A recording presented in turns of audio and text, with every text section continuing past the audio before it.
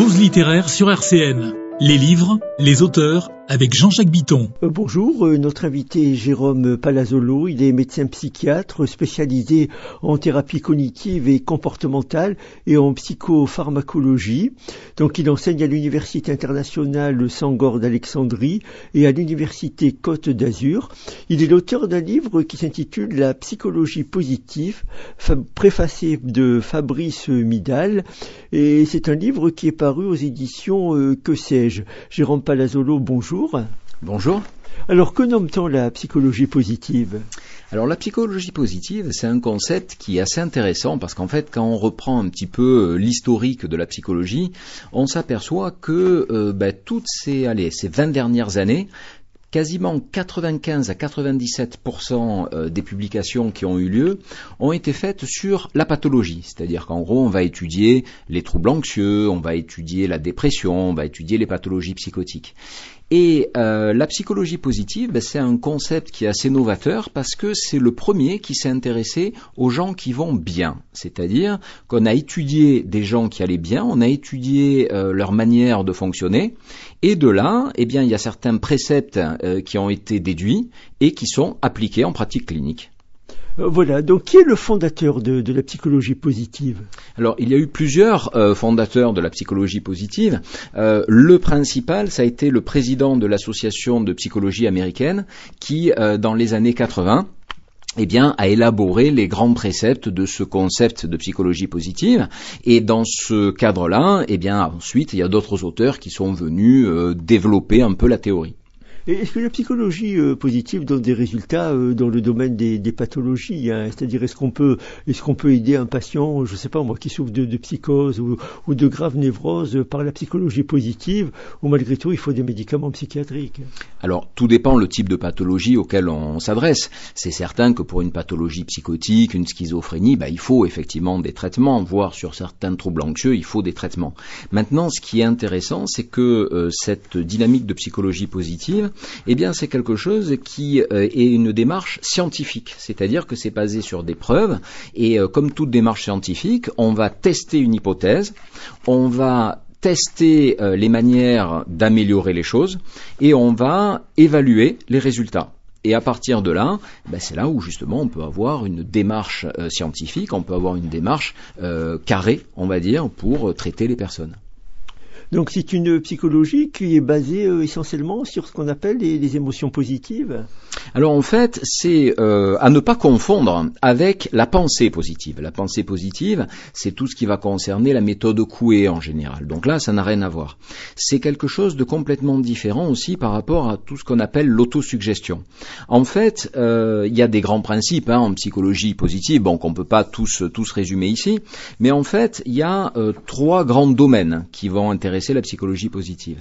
Le premier domaine, ça va être le domaine individuel, où dans ce cadre-là, on va s'intéresser à la notion de bien-être, la notion de bonheur, la notion d'efficience personnelle, la notion d'estime de soi.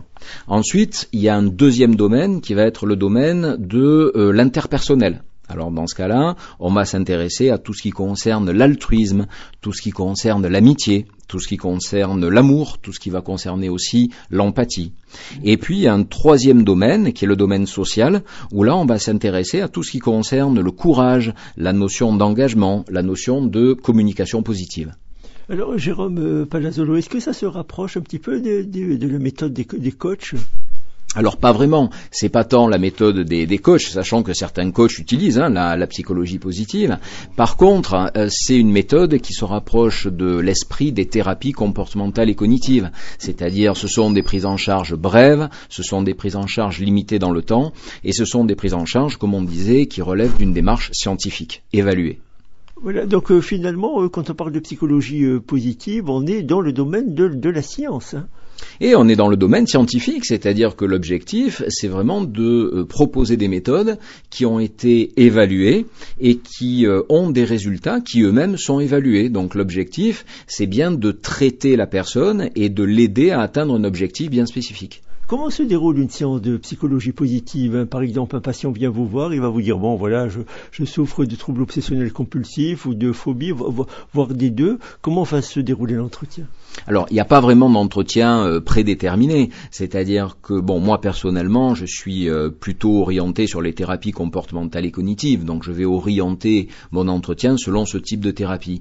Après, au niveau de la psychologie positive, comme on l'évoquait, c'est plus des préceptes qui vont être développés, c'est-à-dire que, par exemple, sur le domaine individuel, on va travailler, par exemple, sur l'efficience personnelle, sur l'estime de soi, et là-dessus, il y a des méthodes spécifiques, alors qu'on n'a malheureusement pas le temps de développer là, mais qui sont présentes dans le livre, et l'objectif c'est justement de proposer à la personne des stratégies, des méthodes, et on va travailler avec la personne au niveau des entretiens pour lui inculquer certaines méthodes, et l'objectif c'est qu'ensuite la personne puisse mettre en application ces méthodes in vivo, c'est-à-dire en situation réelle et concrète.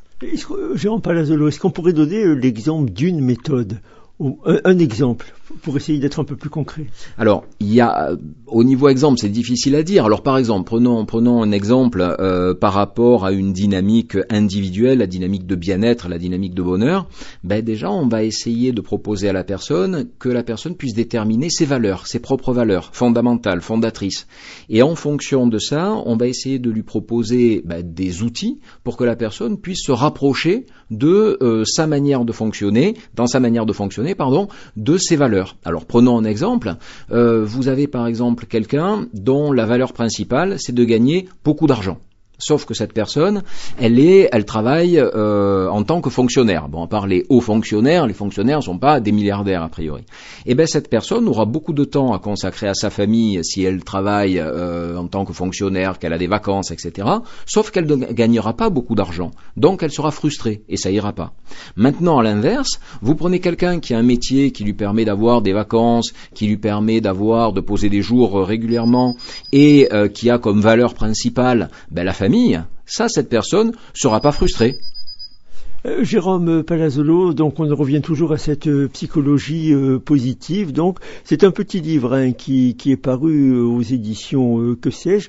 Comment pouvoir aider par exemple un patient qui a été victime de dévalorisation pendant son enfance ou qui s'est trouvé dans des situations, on va dire, humiliantes, qui lui ont peut-être fait perdre toute confiance en lui? Est-ce qu'on peut récupérer le patient? Est-ce qu'on peut lui venir en aide à ce niveau-là? Alors bien sûr, il y a justement tout le travail, comme on l'évoquait, sur l'estime de soi. C'est-à-dire qu'en fait, c'est une démarche là qui est très cognitive. C'est-à-dire que c'est une manière de voir les choses. C'est-à-dire qu'on peut se dire on s'est moqué de moi quand j'étais enfant, je vaux rien, je suis nul, etc. L'objectif, ça va être de travailler sur ces pensées et d'essayer de les mettre en lien avec la réalité. Est-ce que vraiment quelqu'un qui a une mauvaise estime de lui-même est vraiment si nul que ça? Est-ce que personne ne l'aime? Est-ce que c'est vraiment le cas? Et on va essayer de travailler sur des exemples précis, sur le quotidien. Est-ce que dans votre entourage, vous pouvez pas avoir quelques personnes qui disent du bien de vous, par exemple? Oui, mes parents. Mais vos parents, ils vous aiment? Oui, d'accord, mais c'est parce que ce sont mes parents. Donc ils disent du bien de moi parce que ce sont mes parents. Et est-ce que dans votre entourage, il y a des personnes qui trouvent que vous faites du bon travail? Oui, mon patron m'a dit que je faisais du bon travail. Et votre patron, dans ce cas-là, c'est pas parce qu'il vous aime particulièrement, c'est parce que, effectivement, vous faites du bon travail. Donc vous voyez, ça c'est des tout petits exemples, mais qui permettent en fait de recaler un certain regard environnemental par rapport à une vraie réalité. C'est une dynamique d'interprétation là dans ce cadre. Jérôme Palazzolo, alors nous arrivons au terme de cet entretien. Donc je voudrais rappeler que vous êtes médecin psychiatre spécialisé en thérapie cognitive et comportementale et en psychopharmacologie. Donc vous enseignez à l'Université internationale Sangor d'Alexandrie et à l'Université Côte d'Azur. Et je rappelle le titre de votre livre, La psychologie positive, un livre préfacé de Fabrice Midal et paru aux éditions Que sais-je.